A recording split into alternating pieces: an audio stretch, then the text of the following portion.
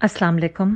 मैं लैला वास्ती आपसे मुखातिब हूँ और मुझे फ़ख्र है अपने उन सारे फ़र्शनास डॉक्टर्स, नर्सेस, वार्ड बॉयज़ और वो तमाम पैरामेडिकल स्टाफ जो वॉरियर्स की तरह, सोल्जर्स की तरह फ्रंट लाइन पे अपनी ज़िंदगियों की परवाह किए बगैर कोविड-19 कोरोना वायरस के मरीज़ों की खिदमत कर रहे हैं, इस मुल्क की, इस कौम की खिदमत कर रहे हैं और उन सब मरीज़ों की जानें बचाने में मसरूफ़ हैं।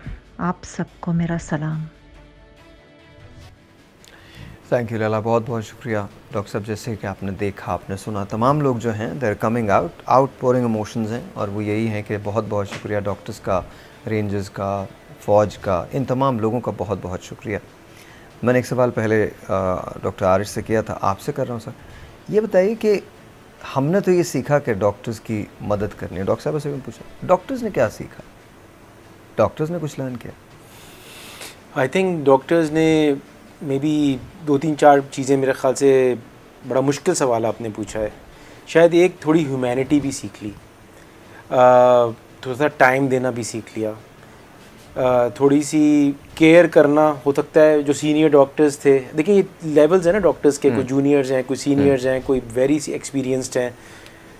I think it made us all good human beings.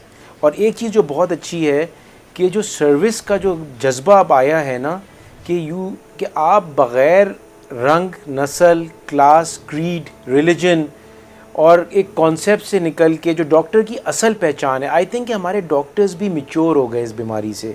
और एक और चीज़ है कि इतना जो ख़तरा है अपनी जान पे खेलते हुए, क्योंकि जब एक होती है इन्फेक्टिव सबसे बड़ी बात, जी बिल्कुल, जब आप पेशेंट्स में होते हैं, तो अगर आपकी बॉडी स्ट्रांग भी है ना, लेकिन आपको इन्फेक्शन की डोज बहुत मिल रही है फ्रॉम डिफरेंट पेशेंट्स, और आप जब उसके अंदर जा रहे हैं, उसके अंदर ये सोल्जर्स की तरह जब फायर्स हो रहे हों, उसके अंदर जैसे हमारी पाकिस्तान आर्मी के जवान घुस जाते हैं, बारूद के ऊपर से गुजर जाते हैं, टैंकों के सामने लेट जाते हैं, ये जज्बा जो डॉक्टर्स का सामने आया है, दिस इज़ रिमार्केबल। जो एक शहादत का जज्बा लेके वो लोगों ने सर्विस की है, ये जो एक फीलिंग्स थी ना, ये आज से पहले अच्छा, नहीं ये आई। डॉक्टर्स में भी आई है, जेनिटोरियल स्टाफ में भी आई है, पैरामेडिक्स में भी आई है, सब में आई है ये।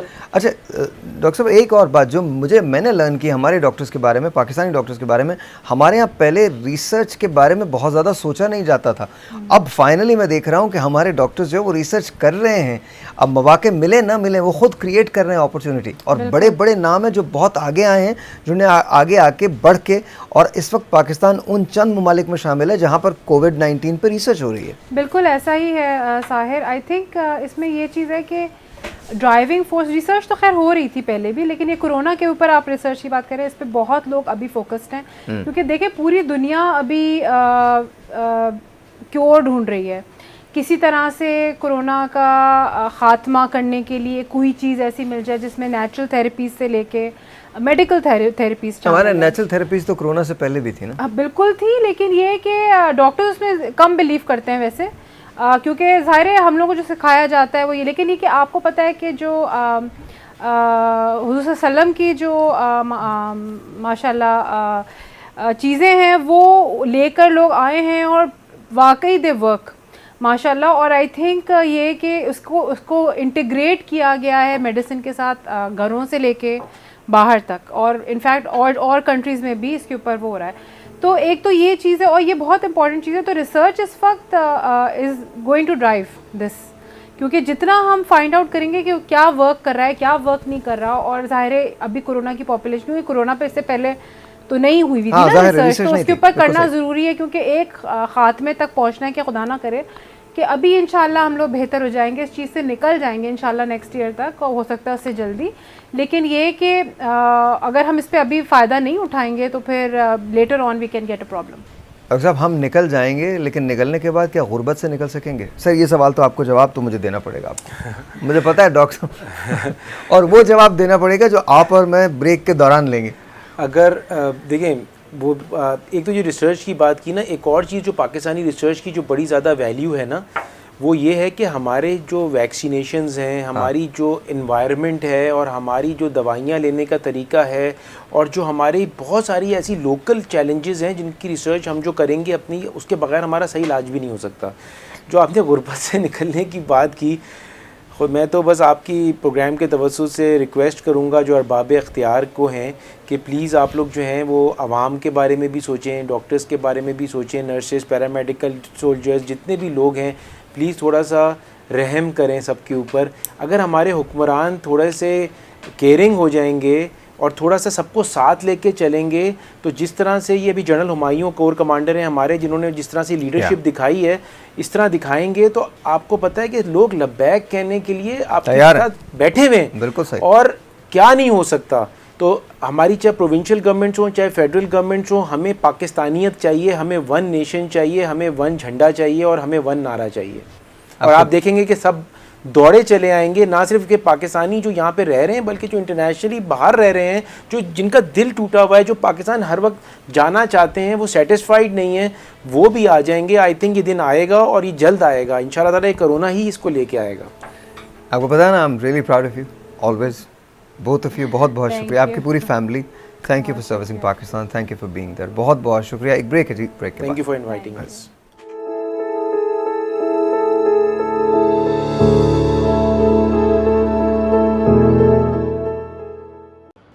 अस्सलाम वालेकुम, मैं हूं अफ़ान वहीद। मुझे फ़ख्र है अपने उन फ़र्स्ट शनास डॉक्टर्स, नर्सेस, वार्ड बॉयज़ और तमाम पैरामेडिकल स्टाफ पर जो अपनी ज़िंदगियों की परवाह किए बगैर कोरोना वायरस के मरीज़ों की खिदमत कर रहे हैं और उनकी जानें बचाने में मसरूफ़ हैं। वंस अगैन जी, अस्सलाम वालेकुम, वेलकम बैक। मेरे पास नया पैनल जो है वो यहाँ आ गया है। डॉक्टर फ़ाहद खान तशरीफ़ रखते हैं और NICVD से ताल्लुक़ है इनका। अस्सलाम वालेकुम डॉक्टर साहब, कैसे हैं आप? बहुत बहुत शुक्रिया for being here on the show. Doctor Fakhar Yusuf तशरीफ़ रखते हैं, किडनी सेंटर से इनका ताल्लुक़ है, कंसल्टेंट सर्जन है। अस्सलाम वालेकुम सर, कैसे हैं आप? बहुत बहुत शुक्रिया, thank you so very much. Uzma साहिबा तशरीफ़ रखती हैं, सीनियर स्टाफ नर्स हैं, किडनी सेंटर से आपका भी ताल्लुक़ है। अस्सलाम वालेकुम, कैसे हैं आप लोग? आप सबसे पहले तो आप लोगों का और आपके साथ जितने भी लोग हैं उन सब का बहुत बहुत शुक्रिया for being the doctors that you are, for being the humans that you are. Thank you so very much. और इसके साथ साथ उन तमाम लोगों का शुक्रिया जो हमारे आर्मी के अंदर हैं, जो हमारे पुलिस के अंदर हैं, जो हमारे रेंजर्स के अंदर हैं, जो हमारे फ्रंट लाइन पे काम कर रहे हैं। ये आज का शो उन फ्रंट लाइनर्स के लिए है, उन्हें खराज तहसीन पेश करने के लिए है। और उन तमाम एंकर्स का बहुत बहुत शुक्रिया, उन तमाम रिपोर्टर्स का बहुत शुक्रिया, उन तमाम पैनल वालों का, उन कैमरामैन्स का, उन स्पॉट बॉयज़ का, उन लाइटमैन्स का बहुत बहुत शुक्रिया जो आप तक हमारी ये ट्रांसमिशन जो हैं ये मुसलसल पहुंचा रहे हैं। Thank you so very much, बहुत बहुत शुक्रिया, बिकॉज़ आप फ्रंट लाइन्स पे हैं और आप पाकिस्तान के लिए बहुत अजीम कारनामा अंजाम दे रहे हैं। So let's start with you Fahadh. Doctor साहब ये बताइए, आप फ्रंट लाइन पे हैं और आप काम कर रहे हैं, तो क्या क्या लग क्या रहा है, कैसा फील कैसा होता है, ख़ुद आपको कैसा फील होता है? फ़र्स्ट ऑफ ऑल साहिर भाई और TV1 की पूरी टीम को बहुत मुबारकबाद कि आपने एक अच्छा इनिशिएटिव लिया, specially for the front line. हम लोग लेते रहते हैं हमेशा। बिल्कुल, ये एक बहुत अच्छी काविश है आप लोगों की। जहाँ तक आपका सवाल है उसका जवाब ये है कि ये एक ऐसी जंग है जिसका दुश्मन नज़र नहीं आ रहा। तो जैसे कि पहले भी मैं अभी प्रोग्राम सुन रहा था तो इब्तिदाई में भी ये कहा था कि ये बायो वॉर है। सो इसमें आपको पता क्या कोई नहीं रहा, अब तो बहुत चंद लोग कहने लगे, लेकिन बायो वॉर के बारे में तो कोई भी नहीं बात कर रहा। जी, ये एक अच्छी और नई टर्म है कि बायो वॉर है, और इसने तो कई अक़वाम को, कई रंगों को और कई ज़बानों को बग़ैर किसी तफरीक के जो है उसमें शामिल कर लिया गया।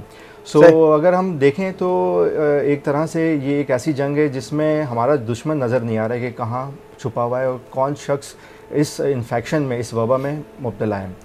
तो मेरा जिस इंस्टीट्यूट से ताल्लुक़ है NICVD से, वहाँ अगर मैं बात करूँ तो वहाँ हमें ऐसा महसूस होता है कि हम एक ऐसे वॉर जोन में दाखिल हो गए हैं कि जहाँ हमारी एंट्रेंस तो है, एग्ज़िट नहीं है। ओके जी, तो उसमें ये मुख्तलिफ़ पेचीदगियाँ भी हैं और मुख्तलिफ़ फ़िज़िकल और साइकोलॉजिकल जो हैं इम्पैक्ट्स और स्ट्रेस भी हैं।